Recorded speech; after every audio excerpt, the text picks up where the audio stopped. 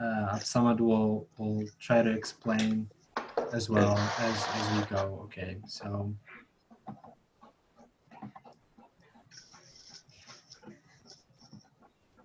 can everyone see my screen? Yes.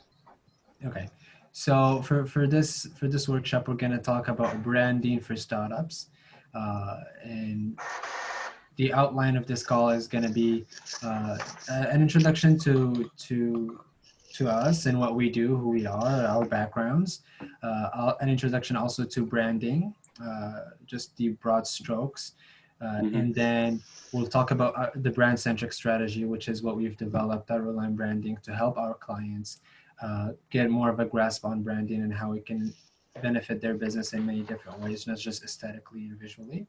And we're also at the end of it, we'll touch on design because we believe that that's the other side of the coin. It's also very important. So we're going to talk about that, and maybe that's also very obscure to a lot of people. They don't understand Mm-hmm. what design is essentially, or how it works, or why it's important. So this is a brief outline of what we're going to discuss, and yeah, we'll Mm-hmm. just start right away. Okay, so we are Roland Branding, and we're an agency specialized in designing visual identities and developing strategies to help businesses, build their brands and shape the way they're perceived by their audiences. Um, Samad, can you talk a little bit more about just what we do Mm-hmm. and the sort of work we like to do? Yeah, so my partner actually Abdullah started the company a while ago, and I joined him. So our goal actually is to, for the moment, is to help our clients bridge the gap between their companies and their audiences in order to build um, a strong brand at the end of the day. So what we do here is we try our best to put design and strategy together in order to have a good brand at the end of the day that people say good things about and share things with their friends and family.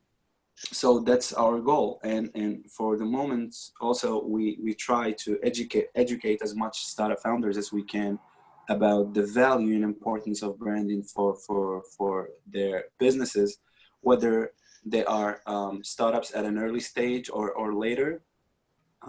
They should consider branding as a primary touch to do and not a secondary, because it's going to help them get that early traction and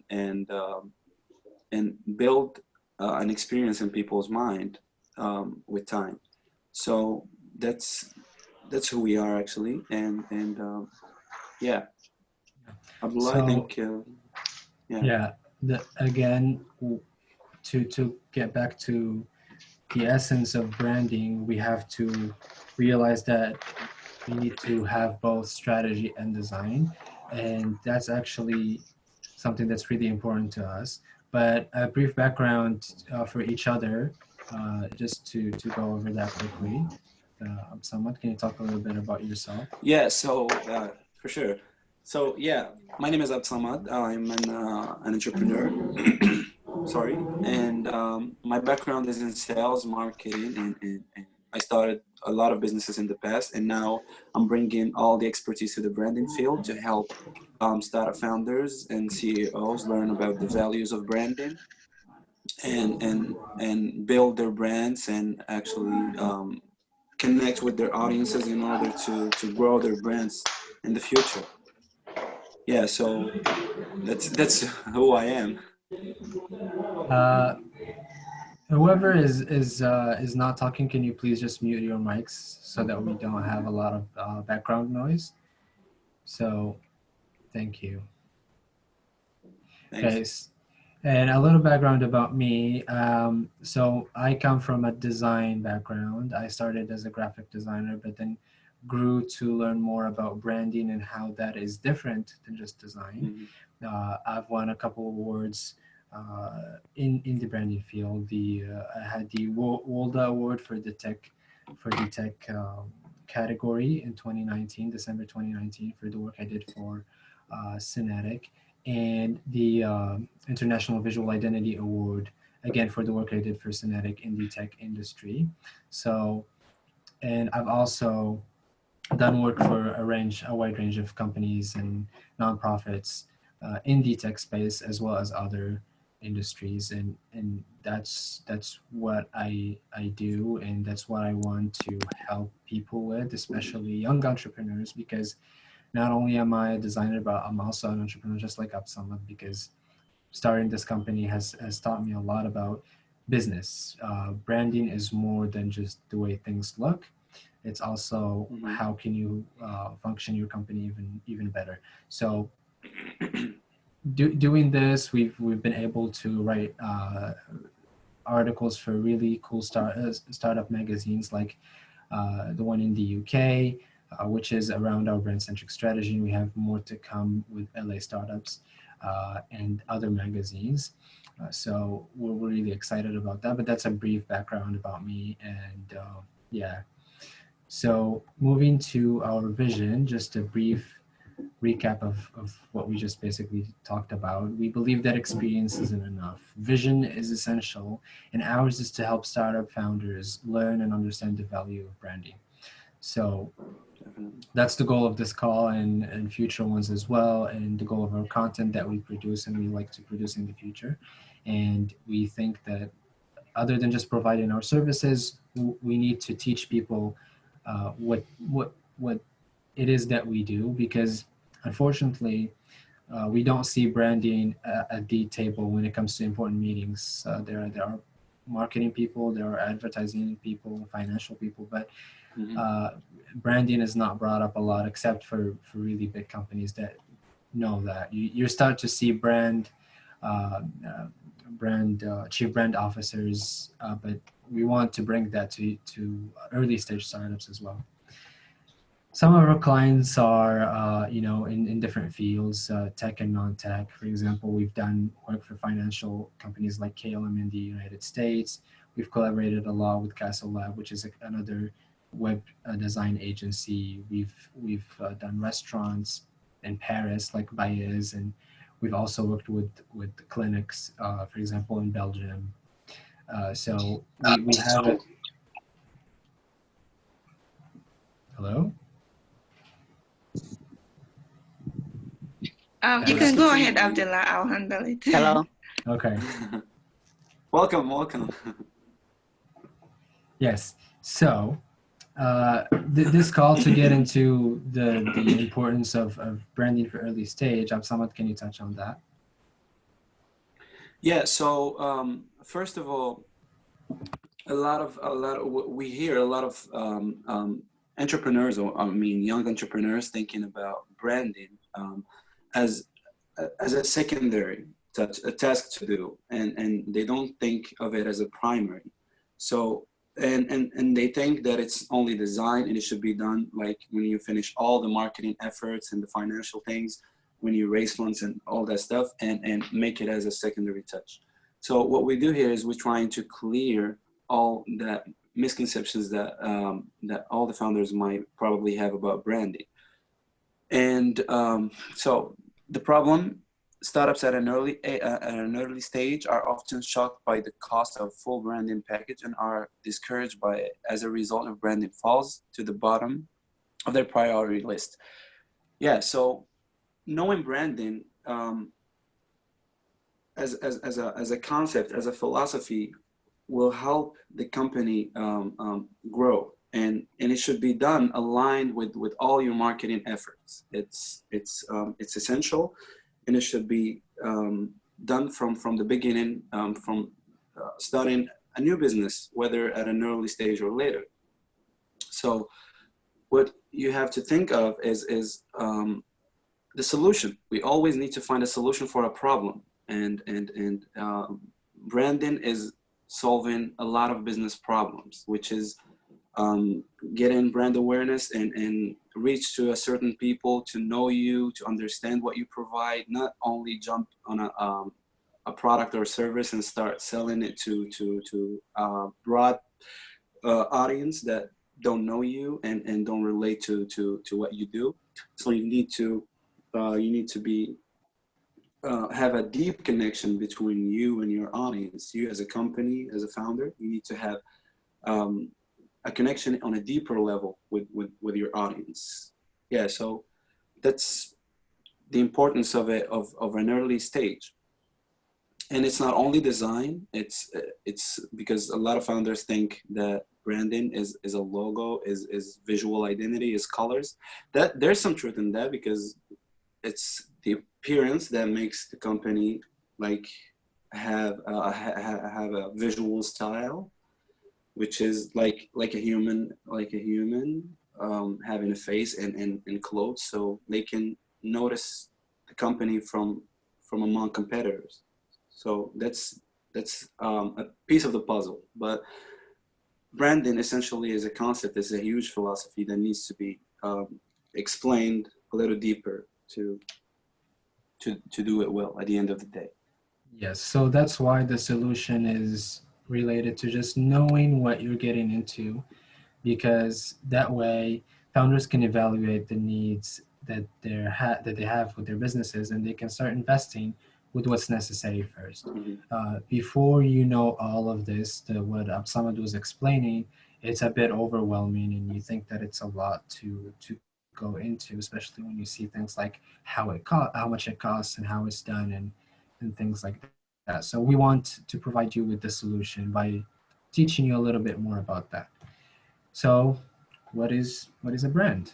Um, like Yeah. Marty Numar says, a brand is a Mm. person's gut feeling about a product, service, or organization. And Samad here is gonna uh, develop on that a little bit. Yeah.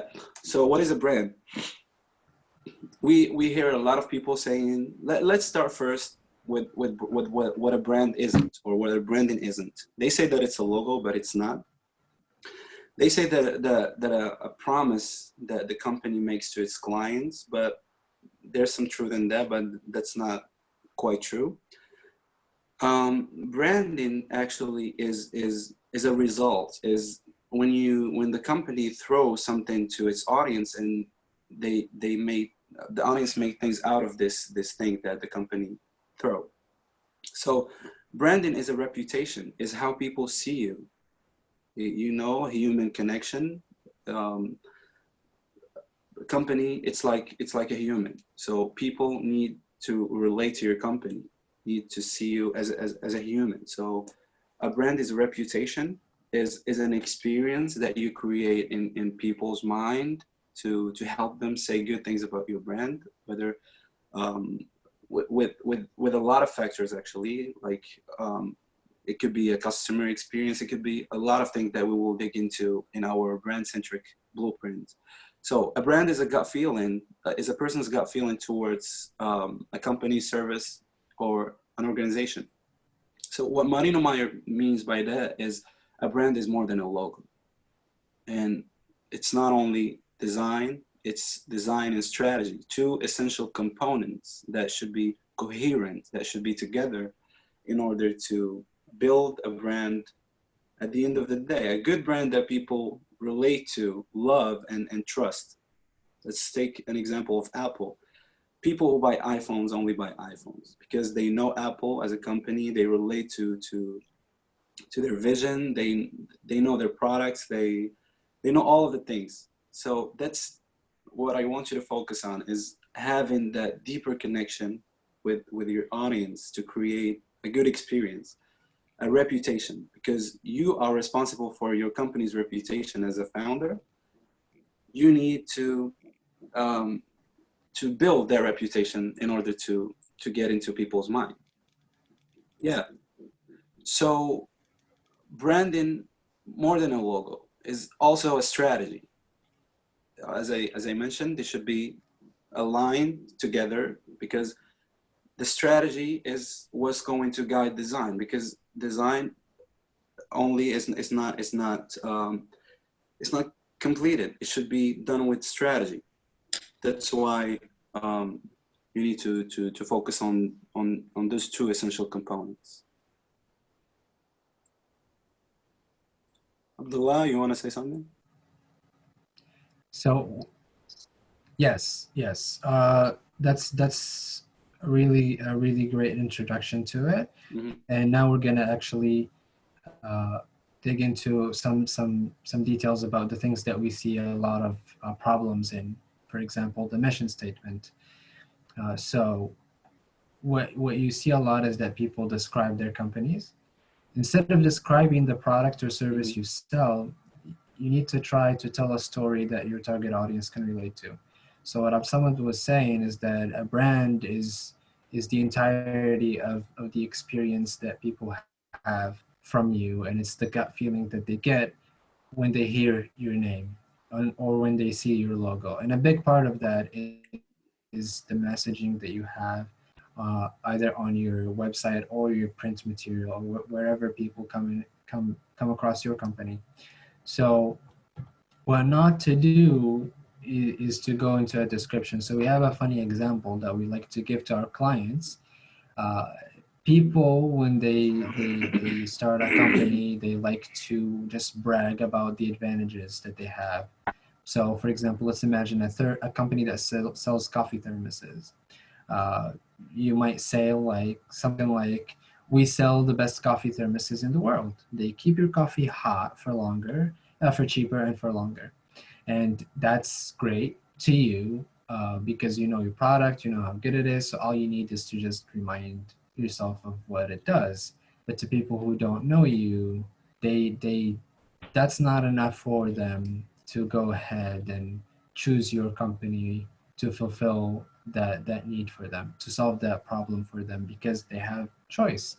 Unless you're some sort of genius, you're not going to be the unicorn tomorrow. You're not going to be the company that solves the problem that no other company was able to solve. So instead, you need to be unique in the way you present yourself. So maybe adding a little bit of humor to it, like saying, changing the world into a place where lukewarm coffee doesn't exist, one thermos at a time.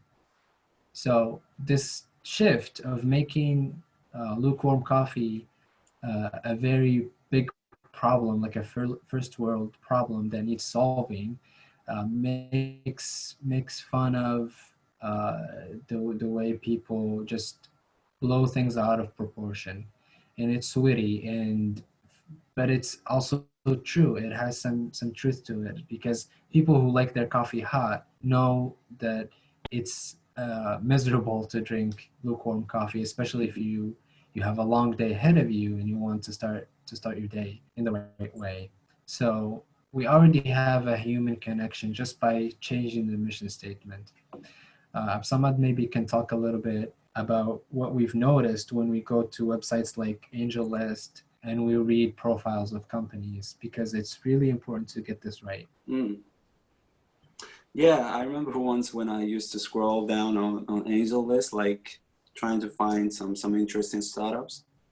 We see the same mistake repeated repeated over and over again, which is um, the company doesn't have that deeper connection with their audiences. So what they start first, the first thing that comes into their minds, like want to sell a product. They just want to sell it, as I mentioned before.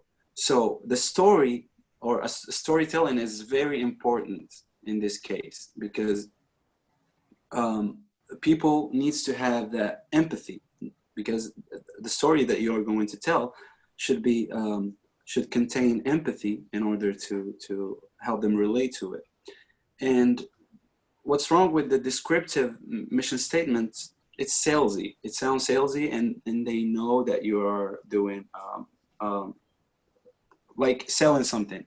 They know that. But when you add a story to it, and the story contains your vision, those customers or those audiences know you and see that story. Like when it contains the vision, they want to they try to achieve that vision with you.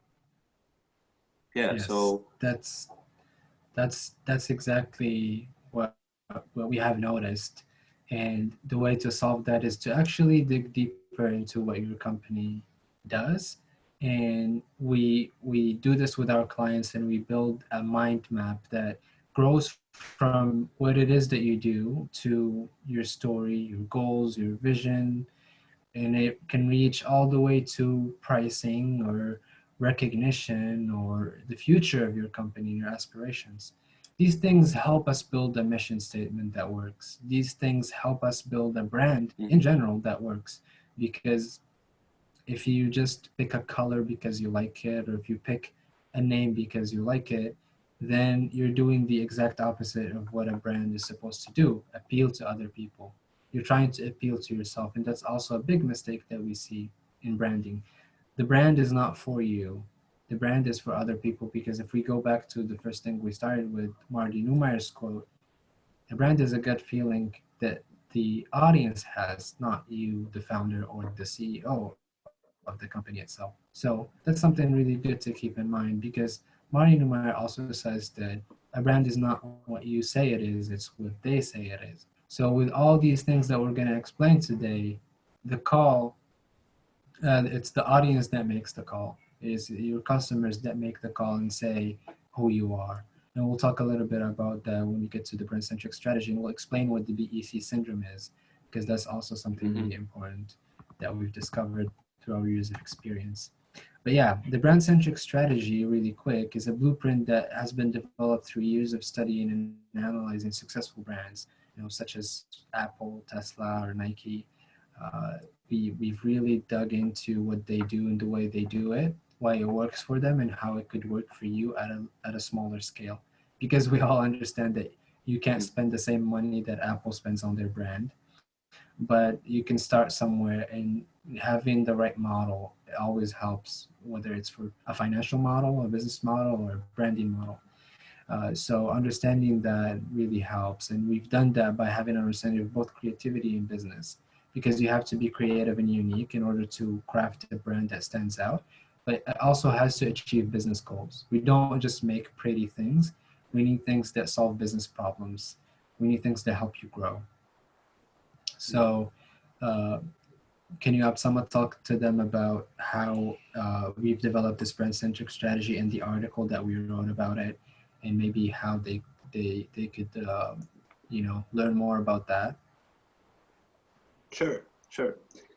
Well, we developed that concept and that blueprint, and we shared, actually, if you want to check in Startups Magazine. I think Abdullah mentioned that before. A company, a magazine, a digital and print magazine that connect the dots to the founders' entrepreneurial journeys. So it contains a raw material that you should focus on in order to build your brand. So what a lot of founders do when they start a business, we see a lot of enthusiastic entrepreneurs, young entrepreneurs want to start a business. They just start with a product or service to sell. That's what I mentioned before.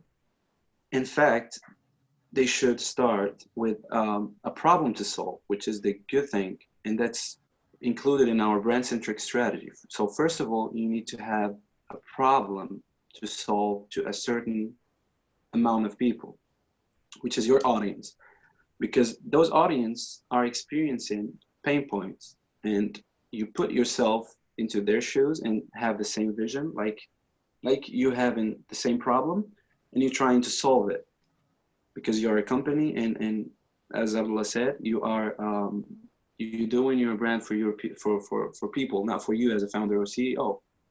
You need to solve a problem, and that's the first thing in our brand-centric strategy. You should solve a problem to a certain amount of people, and you add a story to that problem in order to make it reliable. And this story contains a vision, which is your vision, like solving that problem. You should communicate it, and excuse me, and this vision, the audience should relate to it. The audience should know your vision at first, because you should meet their expectation at first sight by solving the problem, because people nowadays are not interested in buying at the first time, because they need to know what they're buying, because it's important. Yes, so the first thing that actually, let me just transition into go ahead. the step-by-step nature of the brand-centric strategy, because that's exactly what we want to talk about next. You start with an audience, like Absalom was explaining, and I'll let you finish what you were saying. But Cool. to your point, you need to understand that your audience is a cold audience. Even if you figure out what problem you want to solve for them and you figure out how to do it, they're a cold audience, and we say that cold is not gold. You can't generate money from a cold audience, so do not advertise to them. Advertising is really suffering nowadays, so maybe that's something that you can talk about, Samad. Yeah, so nowadays we see a lot of a bunch of ads that only tell you to buy. When you try to scroll down on social media, when you want to watch a YouTube video, you find yourself like interrupted with many ads that only tell you to buy. And I'm sure that all of you are familiar with those ads, and it's annoying. A study tells that not all ads, because 70% of people who are receiving ads say that not all ads are bad, but they need them to be filtered. They need things that they can relate to, and we understand that. So you need to start by a problem to solve, like as I told you before. And the best way to exceed your audience expectation is by giving them value, something like very valuable before being customers. So when you're trying to reach to a certain amount of people, you need to give them something valuable. So giving value is a step that we really take it serious, because content marketing, we see it as a primary right now, and a lot of people like to read and do things that they can get a lot of information. So people are not interested about the quality no more. I'm not interested about the quality of a product or a service. They're just interested about why the company is selling that product or service, because yeah. And you need to give them something valuable, like articles. We see a lot of ways of content marketing that you can use to communicate that vision to your audience. You need to meet their expectations and give them valuable content. So when you give them that valuable content, they automatically turn into fans. Okay, so now they become fans, and they relate to your vision. They know you, they understand the company, and there are now fans. And fans cannot be bought by advertising money, okay? Because we see that in the case of musicians and artists, for example, Bruno Mars or Justin Bieber, a lot of entertainers around. You see them like, they have fans that love them, and that's the same case in companies, in business. So we can't avoid saying no, business is corporate, we need to stay in the business case. No, we should think out of the box, and we should take the same example as artists, because what makes a company different from competitors is being unique and being loyal to a certain amount of people. So when they turn into fans, now they, as I told you, they know your vision, they know everything about the company, so they need to buy, because of course you want to make money. They need to buy your product. And how they are going to are they going to buy your product? Advertising is dying, but we love to say advertising to a certain audience that don't know you is dying, because you need to know your audience and advertise something that they are interested to. And advertising content, valuable content, is way better than advertising a product or a service at the first time, just in purpose of selling your things to make money. So the best thing is ask them for help. You need to ask your fans for help, because they know you, they know your company. You shared a lot of things. You need to ask them for help. We see this case with YouTubers. And a lot of companies, if we take David Dobrik as an example, or Anwar Jibawi, Rudy Mankusar, a lot of young YouTubers, they ask their fans for help. They don't advertise. They just, at the end of the video, they say, help us continue doing these videos, or help us continue make you laugh by buying our merch, because those entertainers need to make a living. So that's a direct way of asking for help. An indirect way of asking for help, which is the case of Tesla, Elon Musk said, I don't remember the interview, but he said that we are doing something wrong to Earth. So that's kind of indirect way of asking for help to your fans, and automatically. And Tesla, I'm sure that they don't advertise, and Elon Musk said some things about that. And Yes, I believe. Sorry to okay, interrupt, can but continue.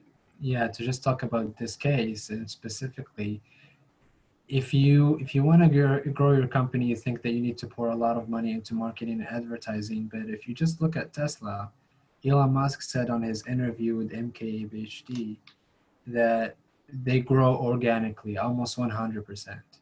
They don't advertise at all, I think. Like their advertising Yeah. budget is zero. But when you look at things like their events or things like Elon's Twitter, you can start to realize how they introduce. So if I go back to the previous slide, because we didn't really talk about that much, you introduce your story, you introduce a story to your brand, and when you do that at the same time by providing valuable content, you can start to see the people who relate to your story, and then you can ask them for help by showing that they can help you achieve the same vision that you all share. So if Elon Musk says that they don't spend advertising money on Tesla, then that should say a lot about the startup world today, and how you can not exactly mimic what they do because they're already a huge startup and company, and they're recognized all over the world, and they have amazing recognition. But you can at least get a sense of how just your identity can help you do that. So yeah, that was just to reinforce the point. But you can go back to what you were saying, Absalom. Yeah. So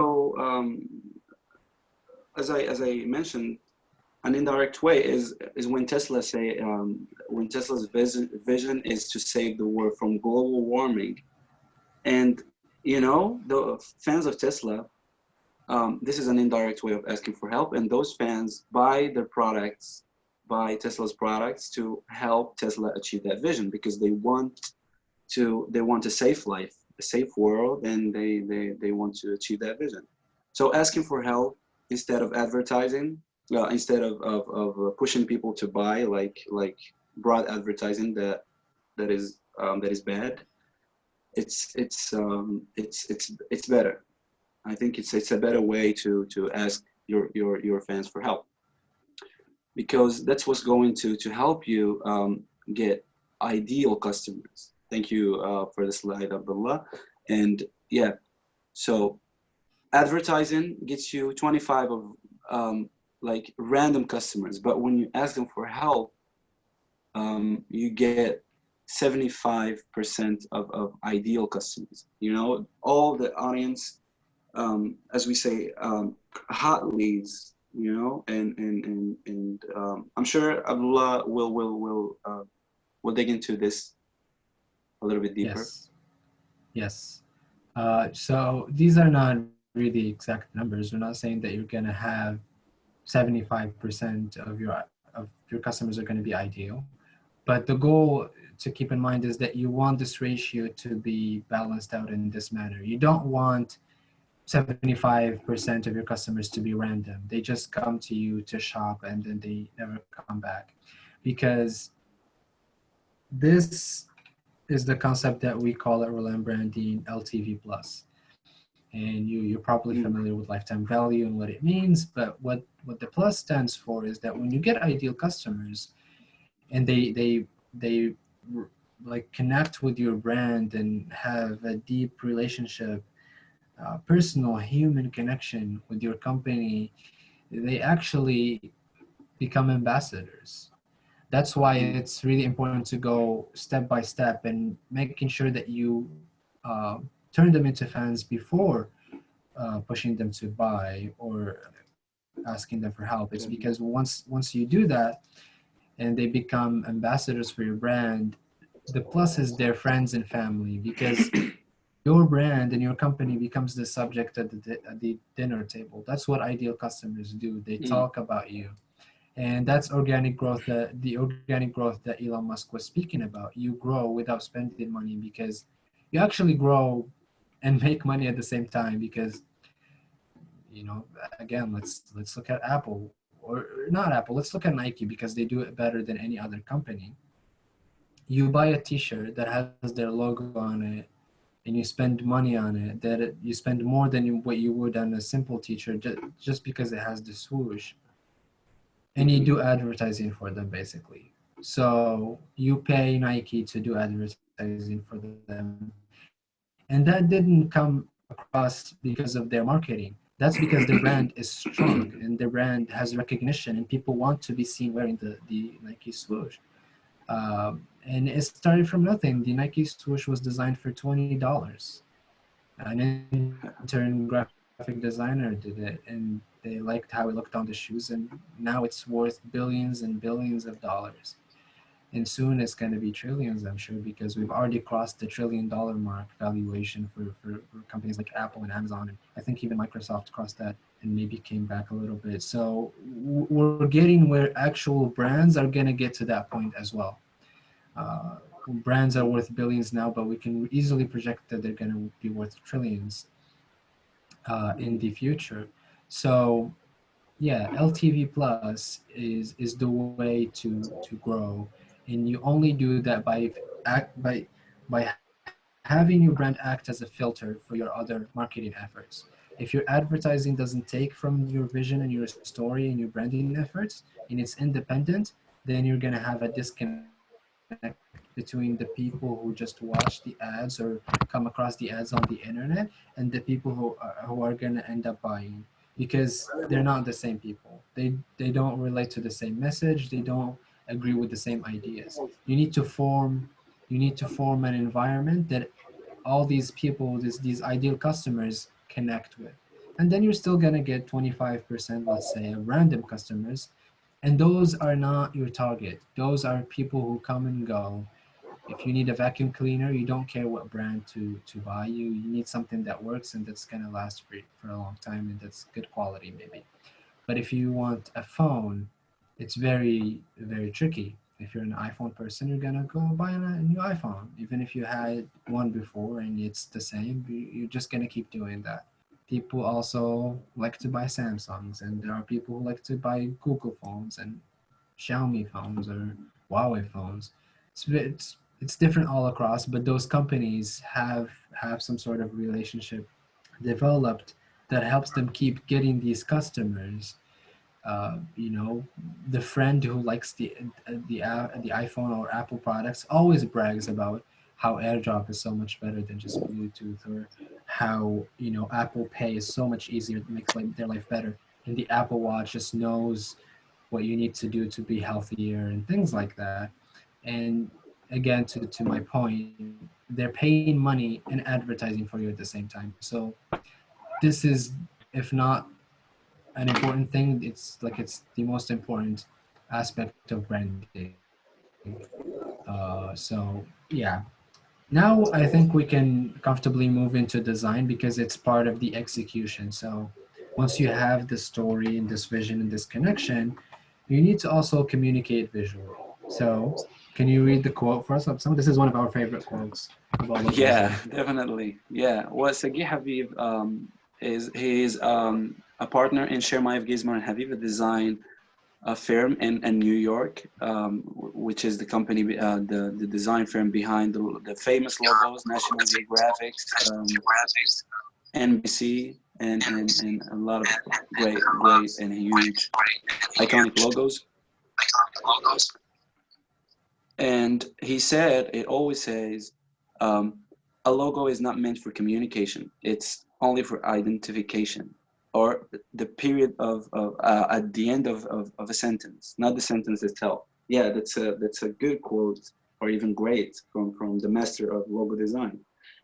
Um, we had this experience with a lot of clients when they came to us and say that we need a logo that communicates what we do. They say that, for example, they're selling watches, and they say we need a logo that has a watch on it, and some aesthetics like that. But that's not good, because we don't say a beautiful logo. It's a useful logo. Logo is just a useful tool that needs to identify your company. That's it. Full stop. That's what our logos are meant for. Identification and not communication. Your logo should be simple enough and appropriate and distinctive. He always says that, Sagi Habib, it's a rule. You need to have an appropriate logo, a distinctive logo, or unique and simple enough, because logos are only for identification. And let me give you a quick example of Apple or National Geographic. If you see Apple's logo, it tells something about tech. I don't think so. And the yellow rectangle, does it tell something about animals or nature? I'm not sure, because you see that yellow rectangle is very, very, very simple and very distinctive and unique. If you see it in the streets, it's very recognizable, and it's different enough and unique. If you say something like a yellow rectangle, you will say National Geographic. And if you see um, apple, a bitten apple in the streets, you will recognize that it's an Apple product. So logos are not meant for communication. This is an important rule to understand, and something that founders need to pay attention to, because making things perfect is a trap. When you want to perfect things, like you want a logo that communicates. For example, if you're selling fruits, you want fruits on the logo. That's not recognizable enough. You need to have like a simple logo, and as I mentioned, it's a useful tool. It should be useful for your websites, your letterheads, your card deliveries, your company taglines, everything, like signatures. It needs to be useful. Like Let's talk to so. them about the doodle test and how maybe that can help them. Oh yeah, touch on that. Okay. Okay. So maybe to you, appropriate, distinctive, simple are not clear enough as rules to guide you through the process of getting a logo. Whether you're gonna have someone do it for free, because that's also realistic, or pay a firm like us to make it for you. You need to do what we call in the industry a doodle test. And what you do is that a lot of companies gauge their recognition by asking random people on the street to take a paper and draw their logo out of memory. And companies like Nike and Apple perform really well due to the simplicity of their logos, but companies like Burger King do terrible because their logo is not unique enough, and it doesn't have anything that jumps out to you, to your mind and to your subconscious. So Burger King had built their recognition around their name, which was good at the time, and they're doing just fine now. But for you, you want to put yourself in the same category as Nike and Apple, because it's going into that direction. Let me give you a clear and tangible example.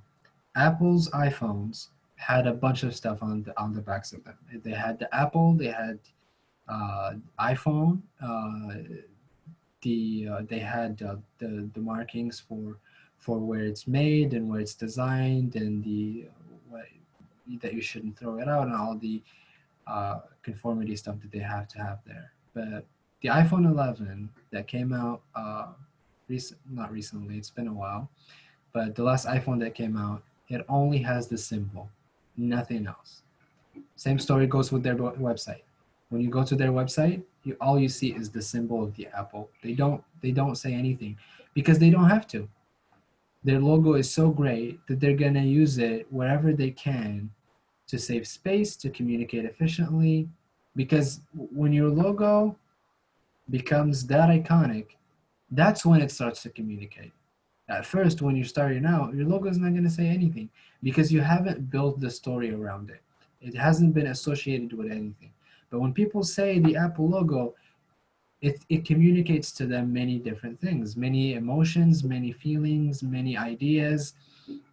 When you see Apple, you might think about their slogan, think different, or you might think about how good their products are and how simple their products are. You might think about how luxurious it makes you look when you have an Apple product compared to a cheap Chinese product.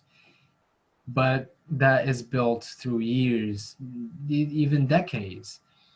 So that's something to really keep in mind here.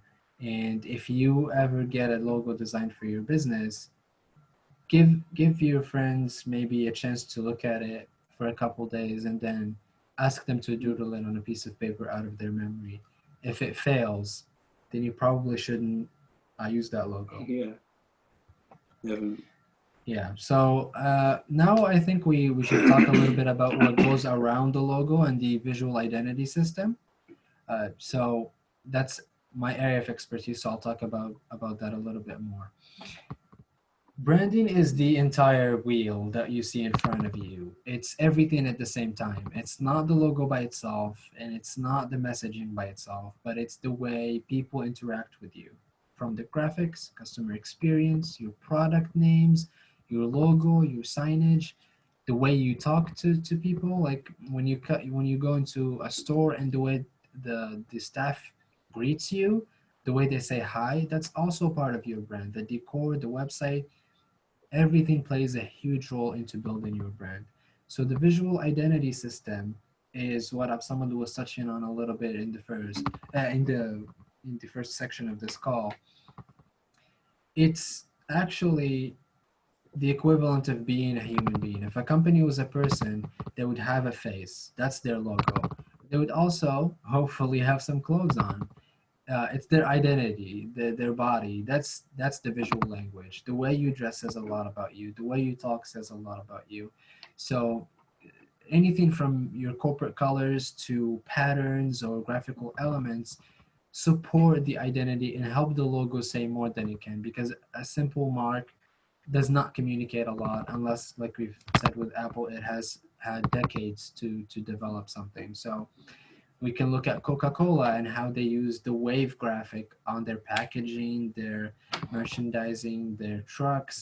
And you can, if you see red with a white wavy line, you know Coca-Cola. You don't even need to see the logo. You don't even need to see it for that long. So the same way you want to build your logo to be recognizable, you want to build a visual identity system that is in line with what people like, your audience, I mean, what they like and what they're around. Familiarity is a big thing. Like if you, that's what appropriate means actually in this context. If you design a fashion, high luxury fashion brand and the logo looks like McDonald's logo, then you're in big trouble. It needs to look like Louis Vuitton or Hermes or something like that to be in that sort of environment. Or if you're designing a luxurious car, it can't look, it can't look like a McDonald's logo. It needs to look like a Mercedes or BMW. So the visual identity is something that we do also for our clients as part of the entire package that we provide. And without it, the logo is worthless basically. Because if you put an unknown logo on a white page, it's just an unknown logo on a white page. The same way you can't just put a mask on a plant and turn it into a person. Like the logo is not useful if it doesn't have everything with it. An inanimate object, if it doesn't have a visual appearance and if it doesn't have a mind, which would be the equivalent to strategy, then it's still an inanimate object. And you want to make your brand as close to a person as possible because that's what makes the real connection that we spoke about again in the beginning of the call. So to just wrap this up a little bit before we get into the Q&A, because I see that it's already been 52 minutes that we've been talking. So the entire call today was about just the branding, what it is, and what people like me and Osama do. We basically, as you see in this image, we take a bunch of ideas and concepts of you, your company, what it is, what you do, why you do it, when and how and who, and all those questions that are jumbled up in your brain, and we streamline them. We take them and we streamline them into something that's tangible, into something that you can go and actually execute in the marketplace, and something that can help you generate more money. We're not gonna help you sell products. We're not gonna say, okay, advertise to this person or don't advertise to this person, or uh, do this or don't do that. But we're gonna give you a foundation, and that's what you should seek if you're looking for someone to help you with branding. You shouldn't go look for a graphic designer that does logos for $5 on Fiverr, because that $5 is better spent on getting coffee than it is spent on getting that logo, because it will literally do nothing for you. Yeah, that's true. Logos don't get you clients. If you're not going to Yeah, invest in a definitely. full brand, maybe you're not ready to start a business yet. Maybe you should wait a little Yep. bit more in order to fulfill all the needs that a new business has. And this ties in with the entire goal of this call: early stage startups and what they should consider. Start with strategy. If you don't have any money and you're just barely saving something to start your company, start with strategy first, because strategy is going to teach you about your company, and it's going to give you the story that you need to communicate. Then build using that. Forget about the logo. Just try to grow a little bit more. Try to get more investors using that same story. Try to get more money, and then pay for a full branding package, and get a really good logo done. Get a really good visual identity done. And if you do that, then your website is instantly going to be 100 times better. If you do that, Yeah. all your marketing stuff is going to be 100 times better, because all of a sudden you have messaging and a tone of voice that you didn't have before. It sounded like you were talking to everyone and anyone, but now you talk to a specific person that you know is going to connect with that message. So, yeah, I want to thank you everyone for joining us for this call and for listening to what we had to say. There's a bunch more stuff that we can tell you. You can read our articles again, the one that we have for Startups Magazine and the ones that are going to come next. But also, I would welcome you to ask us questions if you had any, if you noted them, or Yeah, if you just definitely. have something off the top of your mind. Yeah. Thank you Thank so you. much. This has been so helpful, and I've learned a lot myself. Yeah. That's fantastic. I totally understand like what it is with startups and wanting to have a logo, and then choose appealing colors and put it together and put your business out there. But it's so important to put thought into it. And I think even at Bridge, we have been thinking a lot about our message, like having one message that with our brand and our website, our social media, making sure that we have a consistent message and we are connecting with the users. So it's very true and very important. Thank you so much for these helpful tips. I don't know if anyone has any question before we leave. Well, I highly encourage anyone. Love to. Yeah. Me too. Okay. I'd love to hear your question. You can also type them in the chat. Oh, okay. Hi everyone. Hello. Hi. My name is Asta. I have recently just come up with my business logo, and the fact that I'm listening to this, I think like I'm going back to the drawing board. Because there's a lot of things I didn't know at all, including now I'm thinking it in terms of what I have right now is just the logo, no story to it. Yes. Nothing that could attract my customers and make them relate to it. But because of this meeting, I now have 4 things I'm going to do. And like you said, by the time I'm launching my website, my branding is going to be 100 times better, hopefully. Oh, thank you so much. Thank you. Of course, it's our pleasure. It's our Actually, you know pleasure. what? It's our pleasure. I would love to actually even do like a free consultation with you, just a 5-minute one. If you want to tell me a little bit about what you do, maybe I can help you with something with your brand, just to see if Yes, if we can add yes, some sure. value. That's so great. Thank you. Of course. Thank you. Thank you. So Esther, maybe you can leave your email address in the chat so that I would love to do it Sure. right now, actually, so that right everybody now. can benefit. Yes. Okay, Just tell cool. me a couple things about you, what you do, why you do it, and maybe we can come up with something that can help you out. Just an idea. That would be good. Okay. Okay, so Beauty Business Hub is located. It's okay. Beauty Business Hub is located at the Student Center inside Tataveto University. So I kind of enjoy monopoly in terms of market because I am at a strategic place at the Student Center by the University Junction. So what I do, I offer hair services in terms of barber shop, salon, nail bar, selling jewelry and cosmetics to basically 18 to 24-year-olds in the university. And my social impact is just trying to train these girls in terms of how to earn an income, be it in the nail business or hairdressing. So that is a way of me giving back to the society, and also as a way of acquiring new customers, because the market in school really works in terms of referral. University students kind of really bank on referrals. And I initially had a logo, but my customers are like, it's too dark, it's too dull. So Yes. I contacted somebody else who is a visual, he's a graphic designer to work with the new logo.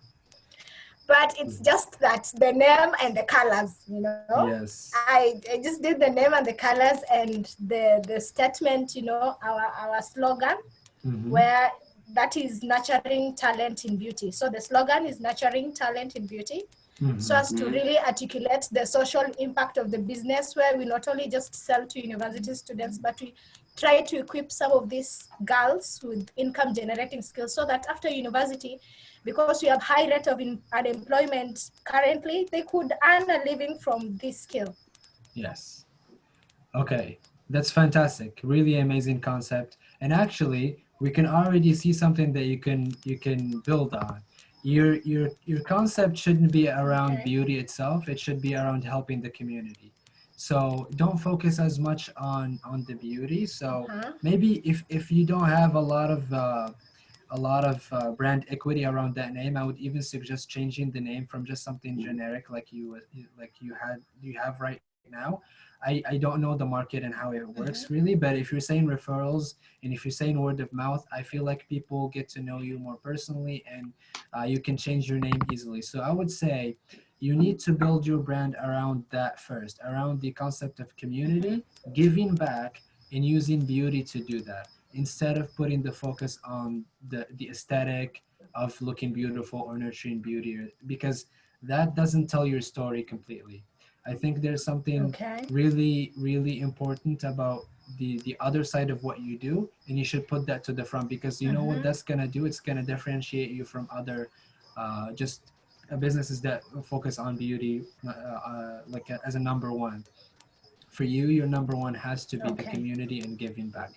And what that's gonna do, it's gonna already give you, or the designer who's gonna help you, ideas for a logo, because now you're not just gonna have the name or a symbol for nails or something like that, but you can have something that that shows the community. It could be an abstract symbol, it could be a beautiful illustration, minimal and wonderfully designed illustration, but both can try to give you an image that that's when I see it, when I'm new maybe to the university and I see it, I'm intrigued, and you stand out. I'm not like, oh, this is a beauty salon. Oh, this is something more, and that's what you need to do. Thank you. Thank you so much. Thank you. It's our pleasure. I think Aisha has a question before she leaves, so if she's still around, I'll ask her to ask quickly. Aisha, are you still here? Yes, I'm here. I just typed my question in my thoughts. Thank you so much again. Should I read it from the messages or? We can't hear you that well. We can't hear you that, yeah. Okay, I just thank you so much for a wonderful presentation, and I just typed my Thanks. question in the messages. Okay. And you mentioned a lot of important things that that I've seen also. One, my question is, how do you develop a brand for a startup that has no story, or they feel like it's just a product that they have? Mm-hmm. Do Fantastic. you develop Okay. it from what the customers want, or you try to develop a story around their product? Okay. First question would be before I answer is, have you gone too far with the company, or is it this still the building stages? Because if you already have built everything and you don't have a story, it's more tricky. But if it's still flexible, I would say go back to what Absamad was talking about and actually build it around the problem that you want to solve. Start with that, because Yeah, definitely. yeah, maybe you've looked at a product that would sell really well and you think that this is something worth building a business around, but that's not going to last forever. Products come in and out of fashion. Whether they're solving a Yep. problem or not doesn't really matter, because people buy them because they're trendy or they're doing well and everybody has them, but all of a sudden a new product comes out and your business is completely irrelevant. But if you try to solve a problem, like when Elon Musk started Tesla, he did it because he wanted to save the planet from global warming. And global warming is a big issue, and he's just not selling electric cars. He's doing more. So for you, even if you're selling a small product, like we were saying with like in a joking way, but it could really work for coffee thermoses. You could say we sell the best coffee thermoses out there, and you're not going to sell any. Or you can put in some humor in it and say we want to change the world into a better place where you don't have any lukewarm coffee around, and that's gonna give you a first contact, human contact with your audience. And you can do merch with that. You can do Yeah. YouTube content with that. You can do social media content with that. But imagine just selling coffee thermoses. You can put an image of it and post it on social media, but nobody's gonna care. But if you have some someone who can write jokes around how coffee is important, you could do a 10 video series around that, generate traction using that. So Yep. again, to recap, if you've gone too far, maybe it's going to be tricky and you need to spend a lot of time rethinking. And if you haven't, just forget about your product for now and go to the root, to the problem that you want to solve. You could find that even your product is not everything. You could find that there are other things that you could upsell other than your product. Maybe you could find other things that would be the primary product even. So branding and the story affects real business. It affects it Yeah. in a way that you can actually tell whether or not you're going to do well in the marketplace. I hope that answers your question. It really does. Thank you. Fantastic. Yeah, what I see here is Ebrima. Someone, I think he said, I never know a brand should have a story behind. Yeah. It's a story is very important, as we say, the story is really important, and it should have the human connection, and you should make it less corporate, because as we always say, a company is like a person. It has a face, which is a logo. It has a fashion style, like how it dresses, which is the visual identity, and how it will appeal to people. And it has a personality, which is the strategy, which is what's inside. And design cannot be done without the strategy inside, because that's what's going to guide design in order to appeal to a certain amount of people. Yes. Do we have any other So, questions yeah. that we could answer?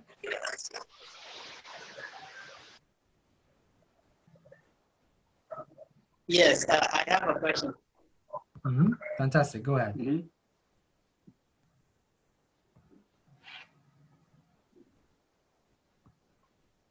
you hear me? Hello? We can't hear you that much. Oh, okay. Can you hear me now? You can just type it. You can just. Yes. How about you type your question in the chat and I can read it and answer it. Okay, I will type. Fantastic. Sure. Fantastic.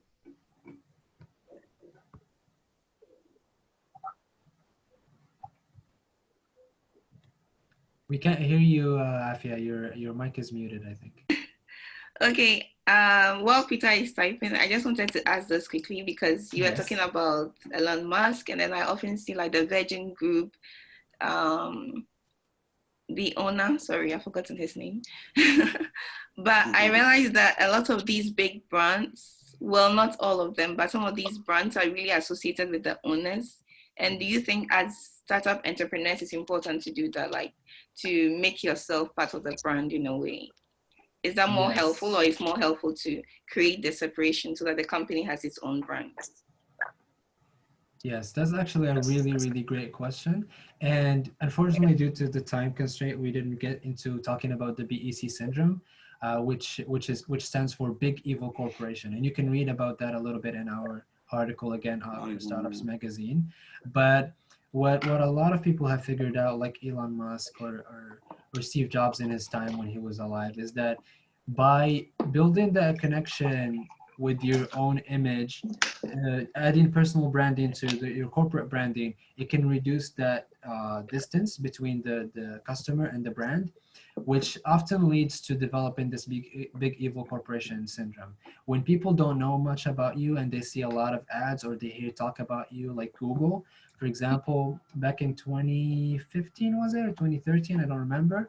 There was a study done by, or a poll, I should say, done by Bloomberg, it was, I think.